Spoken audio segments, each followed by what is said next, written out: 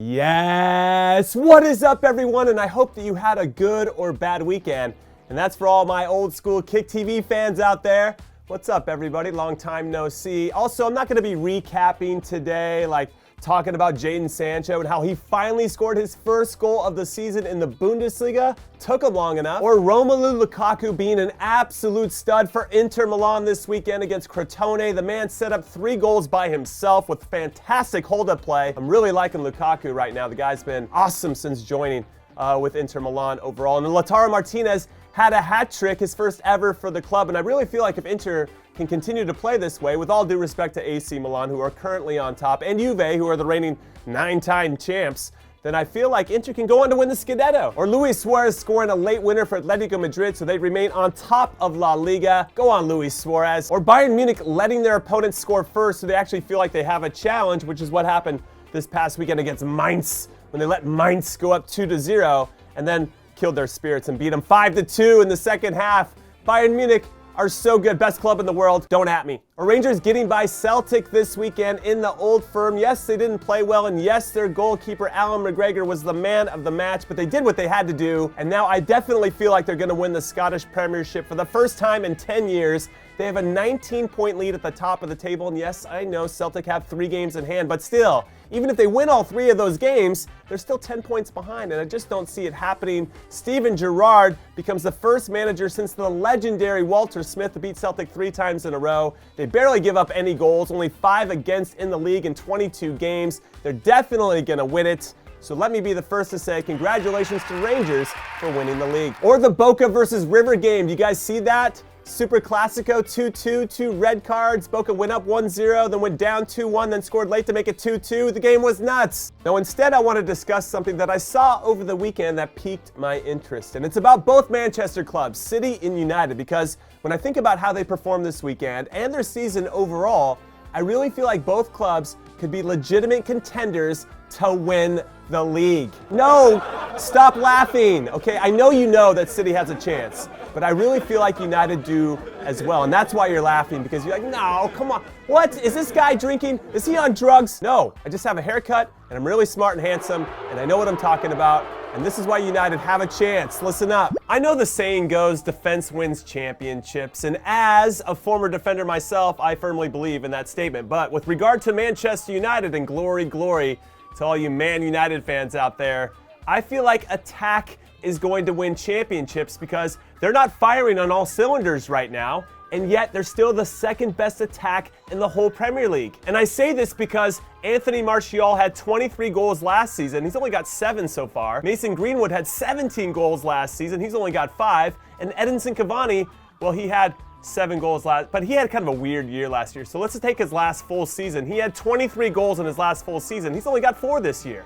So again, they're not even hitting the heights that we know they're capable of, and yet they're the second best attack in the league. And that is scary for everybody else if they figure it out and get everybody flying at the same time. Also, I would be remiss if I didn't mention that they had 6 wins on the road out of 7 so far, and that other one was a draw. And in all 6 of their wins, they gave up the first goal.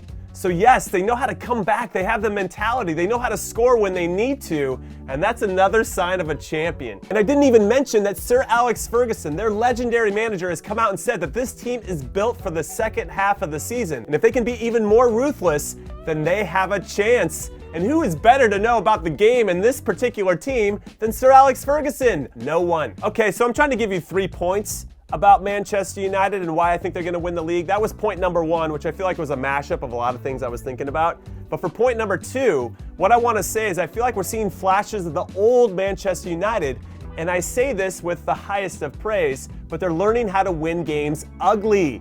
And that is really important. They did it against Brighton, Wolves, and Southampton this season, where they didn't play particularly well, but they still got the points. And yes, I know you're going to be like, in Brighton, the referee gave them the penalty late and it was after all the time had expired and all that. Yeah, and I agree with you, but yet they still figured out a way to do it. They've got their own squeaky bum time. It's Ole's squeaky bum time, where you know Manchester United always have a chance. And I think that is so important, to be able to win games when you don't play well. That is, again, a sign of a champion. And another thing that I've noticed with regard to comparing the old Manchester United under Sir Alex under this new one, under Ole Gunnar Solskjaer, is the culture. that Ole has reinstilled within the group, right? You have to be playing well to be in the team. You can't just be an expensive purchase or have a big name and expect to play. I'll use Paul Pogba as an example. I am a huge Paul Pogba fan. I think he is world class. I've seen him play in person. I'm like, this guy is another level, but there are times where he underperforms. And under Jose Mourinho, when Mourinho's like, he's not playing well, I don't like his attitude, I'm gonna sit him on the bench, Manchester United would struggle because there was an over-reliance on what Pogba brought to the table. But now, if Pogba doesn't play, United don't really miss a beat, and I think that is very important because that raises the level of Pogba. Again, I'm using him as an example. We can say this all over the field, minus Bruno Fernandes. When he's not in the team, United would struggle because of what he brings to the table. He's the glue, baby. He keeps it all moving. He's the string puller. I really love Bruno Fernandes. But let's say back to Pogba. Now that's going to raise the level of him, right? If he's not playing well, they got Fred, they got McTominay, who, yes, they're not as maybe talented as Paul Pogba, but they bring their own qualities to it. And that's just going to raise the level of competition and the pressure that is there. You have to play well to be in the team. And then when you get in the team, you have to play well to stay there. And I think that's so important that you're not bigger than the team. The team is always the most important thing. And if the best 11 players maybe aren't the most talented 11 players, but you have success with those 11 players, and I'm looking at you, Fred, right? There's a lot of Fred haters out there, but when he's on the field, United usually win, then that's what's gonna stick. And I think because that culture is back in place, that gives them another chance to be in contention by the last weekend of the season 100%. No, stop laughing. You're like, oh, Jimmy's like, I know what I'm talking about. I got a Manchester United kid, okay? That makes me an expert on all things. No? It doesn't make me you can't just wear a jersey and go on camera and say whatever you want. Anyway, like the popular saying goes, it gets darkest before dawn, and I really feel like you gotta lose some big matches before you learn how to win. And I'm gonna use this current Liverpool side as an example because when Jurgen Klopp first took over, they got to the Europa League final and lost to Sevilla in very dramatic fashion. They should have won that game. And then they went to the Champions League final and lost to Real Madrid. And then they lost to Man City in the league by 1 point despite losing only one league game all season, and that had to hurt. But since then, they've responded in fantastic fashion. They learned how to win. They won the Premier League for the first time in 30 years. They won the Champions League, and now they're considered one of the best teams in the world. This isn't about Liverpool. This is about Manchester United. And when I look back at their 2020, it was very, very cruel to them. They lost in 3 semifinals in all competitions, and they got knocked out of a Champions League group that they should not have got knocked out of. They were in control of that group, and it slipped through their fingers. But I think because of these disappointments, it's gonna give them the motivation that they need to push on and be winners. And I feel like they're developing that winning mentality for all the points that I said before, and because of the talent that they have on their squad, and they have a big chance to make it happen against Manchester City in the League Cup this week. And I feel like if they can get a result in that one, that will really push them on to have the belief that you know what? Maybe we can go on and win the league, but they have to go out there and prove it against the biggest clubs in their league to make that happen. But speaking of Manchester City, here are my 3 reasons as to why I think they're gonna win.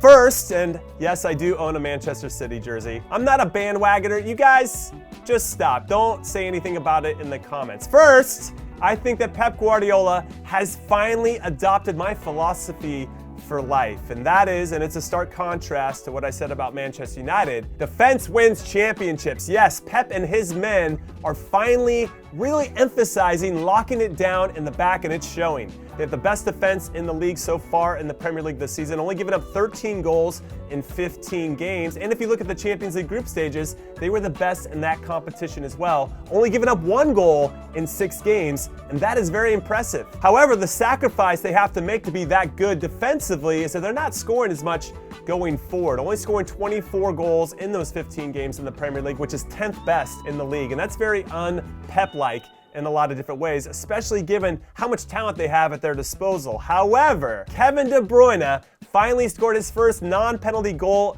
of the season against Chelsea, and let's just talk about this for a second. City were excellent in this game. They were better in Chelsea than minus the first 10 minutes in every single facet of the game. It looked like City of old, and I really feel like that is scary for the rest of the league when they see that type of performance, to see City, who were missing a lot of guys, come out and play like that. And then you got Sergio Aguero, who hasn't been in full fitness for the last 8 or 9 months. He's starting to find he's going to get back in the team. And if those two guys, Kevin De Bruyne and Aguero, can get fired on all cylinders and they can still lock things down defensively, watch out, because I don't think you'll be able to stop this team in any single way. And the second point is, these guys know how to win. They've done it before, and they've done it in record-setting fashion, so they know deep down that they have the capability of doing it once again. And with the league as wide open as ever, or since 2016 when Leicester did it, why not them? They can put their flag in the ground and say, listen, we are the favorites, though this might be the first time in recent memory that I can think of a Pep Guardiola team feeling kind of like the underdog. And I don't know if he's doing that and setting that kind of message or that culture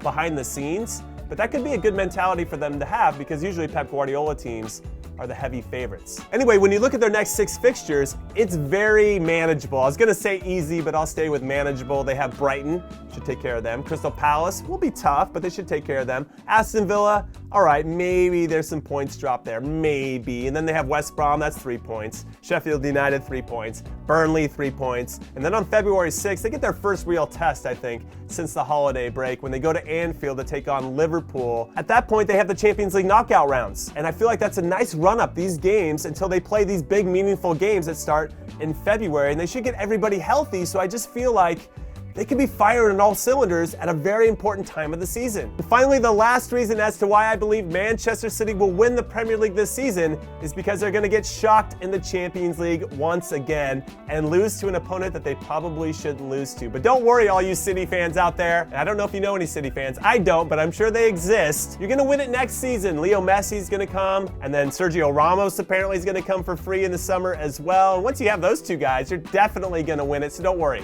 You'll win it eventually under Pep. But that means when you get knocked out this season, you'll have more time and energy and focus to give to the Premier League. And I think that's going to be the difference as you win it on the last weekend of the season. Mark my words. All right, everyone.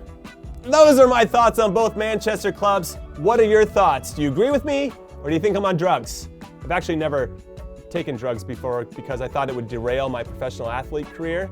And so I never really dabbled and that stuff. That's a conversation for another time. We don't need to get into it. Just hit like and subscribe and leave me your thoughts in the comments, and I will see you guys tomorrow. Later.